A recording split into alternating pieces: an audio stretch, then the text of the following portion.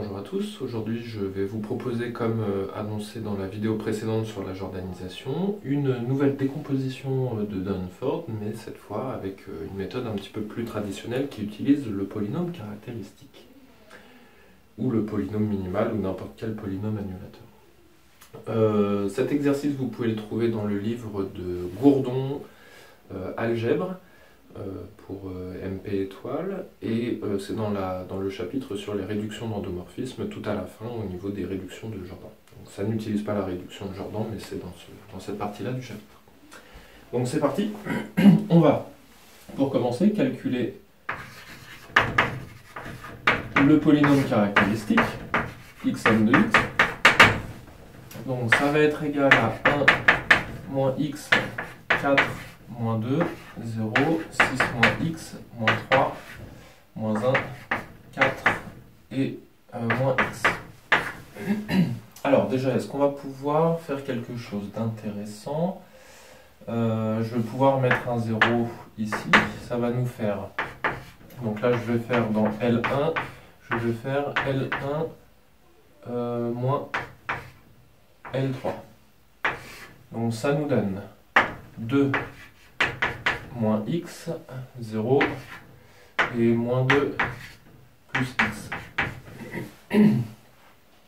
Ok, pour la deuxième ligne, je vais la laisser telle qu'elle. 0, 6 moins x, moins 3, moins 1, 4, moins x.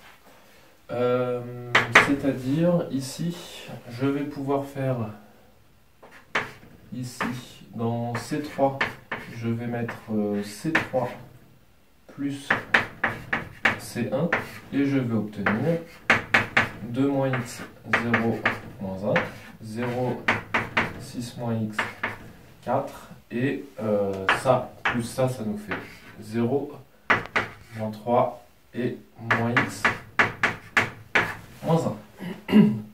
Je peux développer, ça nous fait 2 moins x facteur 2, donc là je fais directement mon produit, ça nous fait moins 6x, moins 6 plus x au carré plus 1, plus 12. Ok, c'est-à-dire 2 moins x facteur de x au carré. Il me manque un moins ici, ça x. Voilà. Et c'est moins x du coup. Hein. Non, plus x. C'est bien plus x. Là, j'ai bien les moins 6x. Donc là, ça nous fait moins 5x. Moins 6 plus 12. Ça nous fait du coup plus 6. Ok.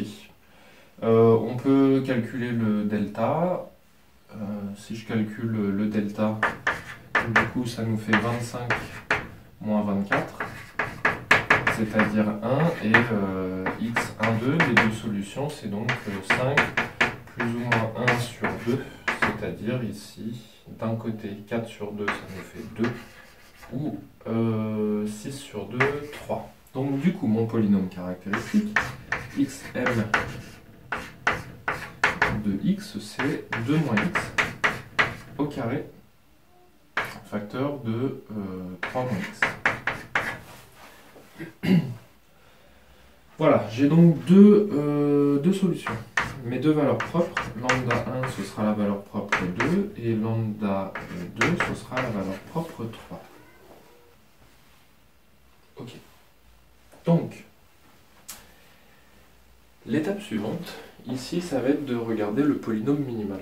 Donc si on regarde le polynôme minimal, ça se fait sur syllabe, et je fais donc du coup une jonction syllabe.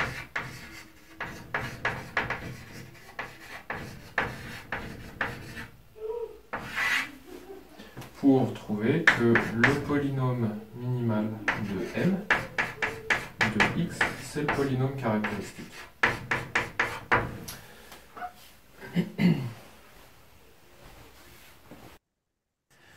Donc là, l'objectif, c'est de découvrir le polynôme minimal. Pour cela, sur syllabe, j'ai rentré la matrice M et la matrice identité.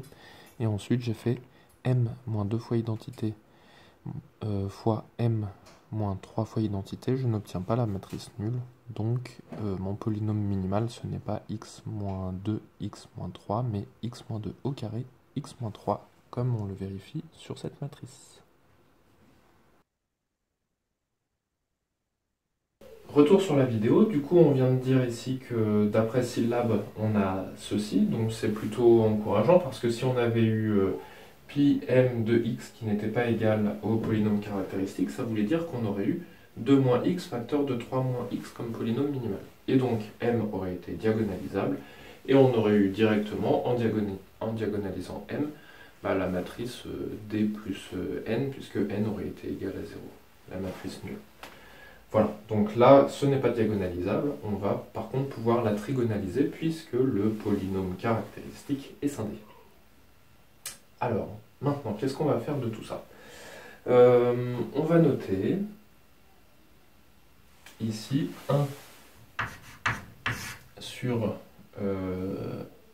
alors, je le mets dans quel sens? x-2, ce sera peut-être un peu mieux. x-2 au carré facteur de x-3, donc ça va être mon polynôme minimal. Oui, parce que là, en fait, ici, j'ai mis égal, mais c'est moins. Parce que le polynôme minimal, on veut qu'il soit unitaire, donc il faut faire attention à ça. Et ça, je vais l'écrire comme étant égal à a sur x-2 plus b sur x-2 au carré plus c sur x-3. Voilà, et donc l'objectif c'est de trouver les valeurs de A, de B et de C. On va donc obtenir que 1 est égal à A facteur de x-2 au carré, x-2, x-3 ici, plus B facteur de x-3 plus C facteur de x-2 au carré, c'est-à-dire 1.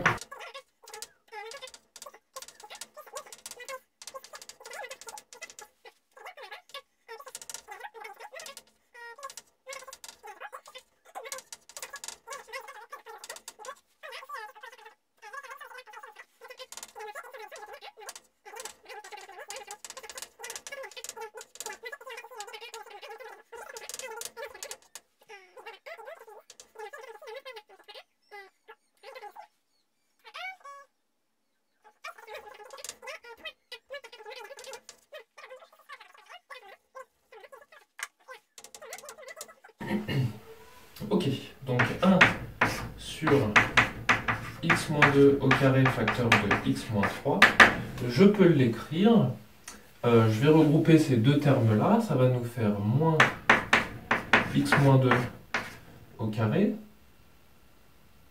moins 1, sur x-2 au carré, bon là je n'ai pas de carré, hein, bien sûr, plus 1 sur x-3.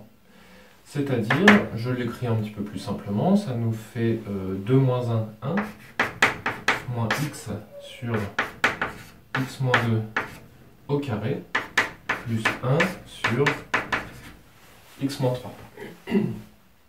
Très bien. Donc, on a la chose suivante, c'est que 1, c'est égal à 1 moins x facteur de x-3 plus une fois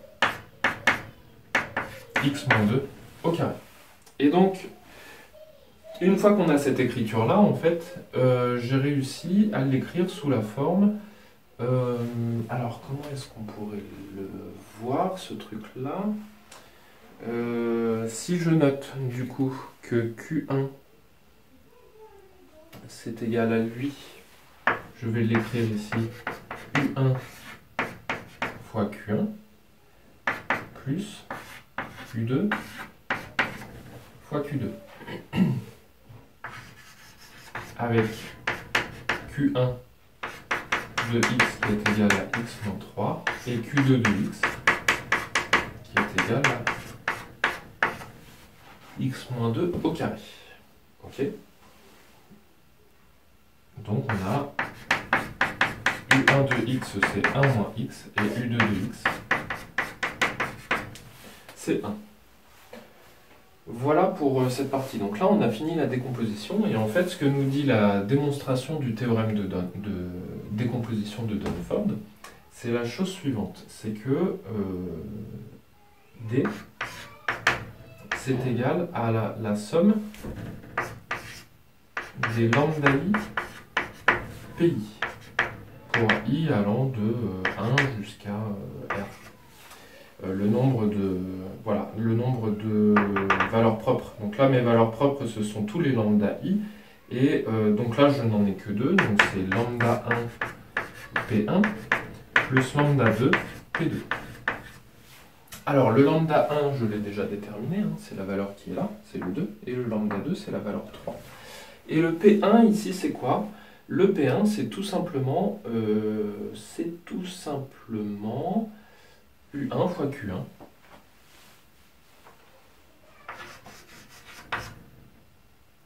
Avec P1 qui est égal à U1 Q1 de M et P2 qui est égal à U2 Q2 de M. Ici, pour les obtenir, eh bien, on va utiliser syllabe.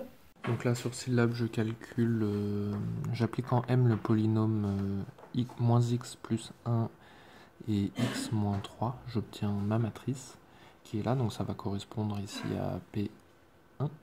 Et je fais la même chose pour M-2i au carré, ce qui me donnera ma matrice P2.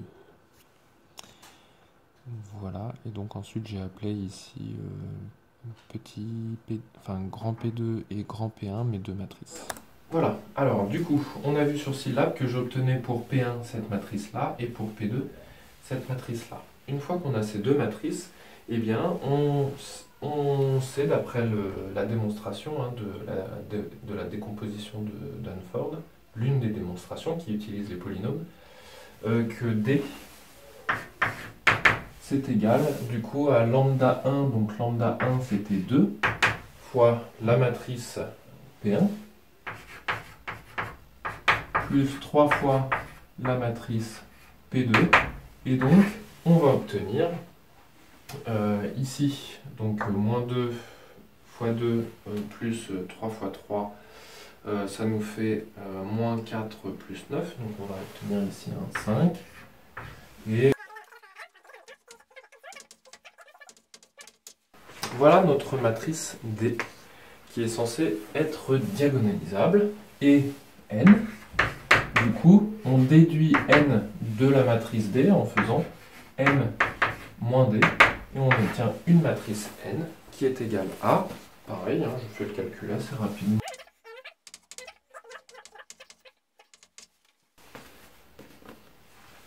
Voilà, alors le seul point d'interrogation c'est est-ce que D est diagonalisable?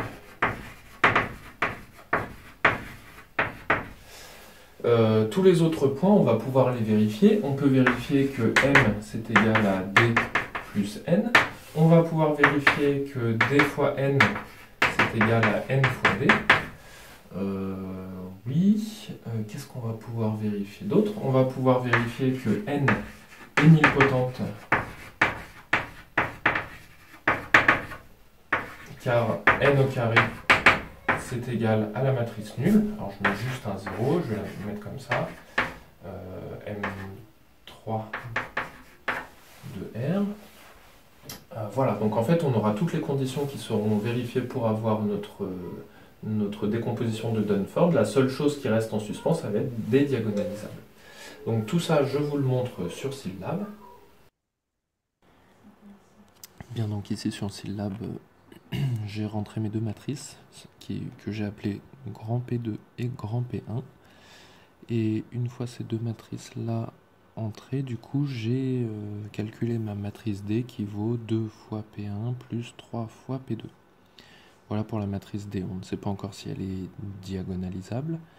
En tout cas, lorsque je fais N, que j'écris sous la forme M moins D, donc qui me donne la matrice juste en dessous de ma flèche.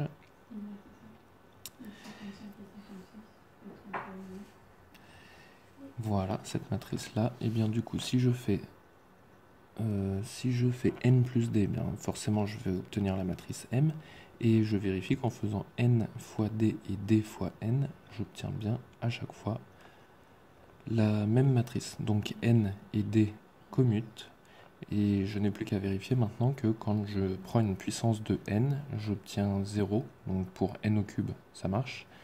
Et pour n au carré, là j'ai calculé n fois 2, je me suis trompé, mais pour n au carré, on obtient bien 0. Donc ma matrice est nilpotente. Voilà, donc après avoir fait nos petits calculs sur syllabes, on s'aperçoit qu'on a bien toutes les conditions qui sont respectées. Autrement dit, j'ai trouvé la matrice D et la matrice N qui conviennent pour la décomposition de Dunford.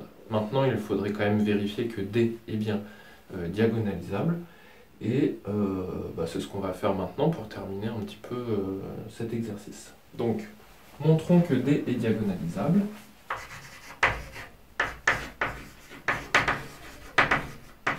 Alors là, je vais faire diagonalisable.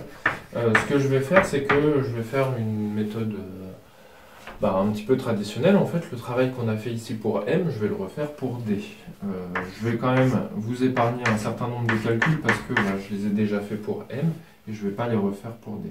Le polynôme caractéristique de D, il se calcule beaucoup plus simplement que celui pour M, pour les raisons suivantes, c'est que là, on a les 3 ici et les 4 ici. Quand on va faire la soustraction de la deuxième ligne par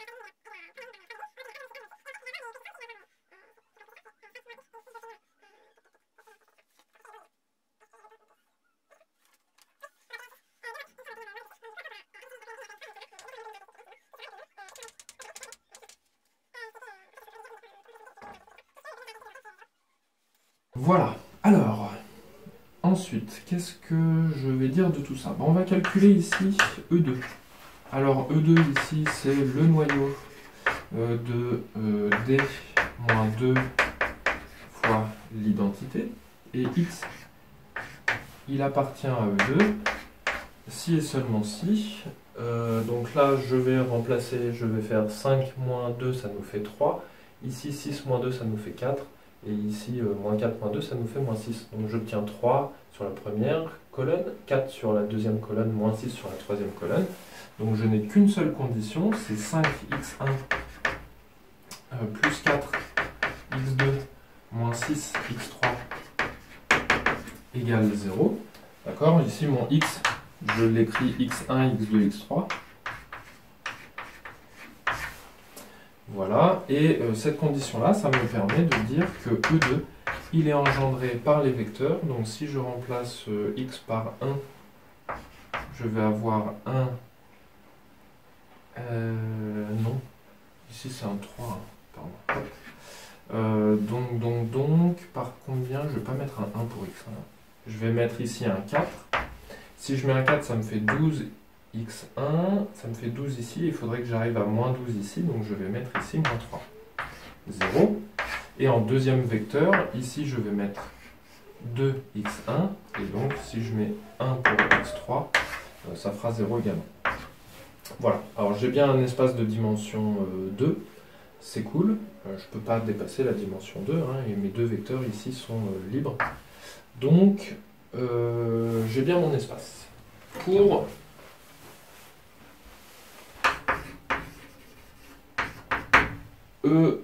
c'est combien? E3. Et bien du coup, E3, c'est le noyau.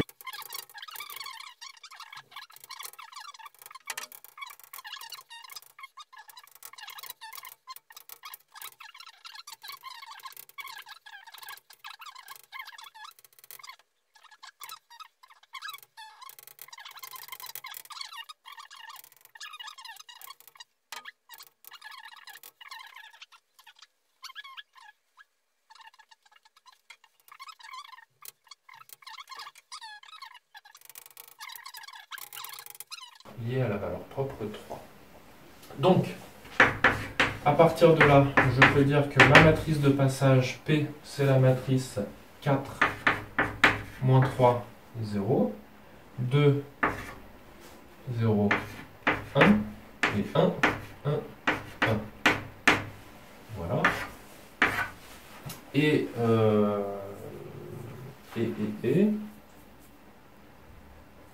ouais, alors là j'ai fait un travail pour la suite. Du coup, on va pouvoir faire la conclusion.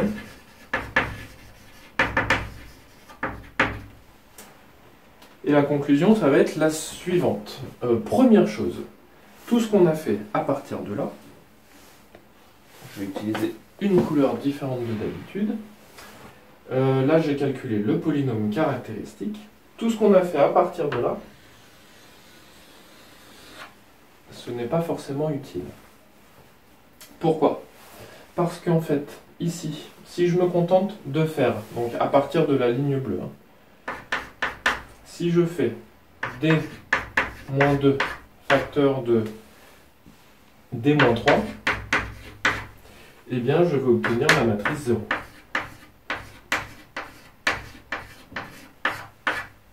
Donc, le polynôme minimal de d, il s'écrit x-2, x-3. Ce polynôme minimal, il est scindé à racine simple. Donc, ça veut dire que d est diagonalisable.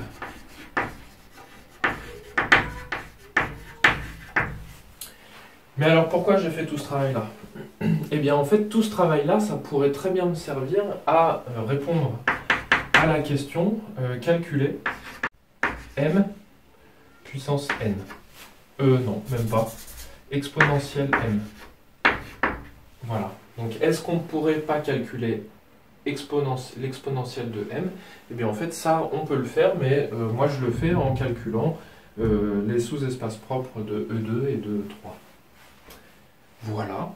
Et donc, ça fera l'objet d'une prochaine vidéo, parce qu'on a déjà fait pas mal de choses, et je vais vous expliquer comment on calcule l'exponentielle de m en utilisant toutes les données qu'on a regroupées jusqu'à présent. Voilà. Et donc, je vous dis, si vous voulez résoudre ça, rendez-vous dans ma prochaine vidéo sur le calcul d'une exponentielle de matrice. À bientôt!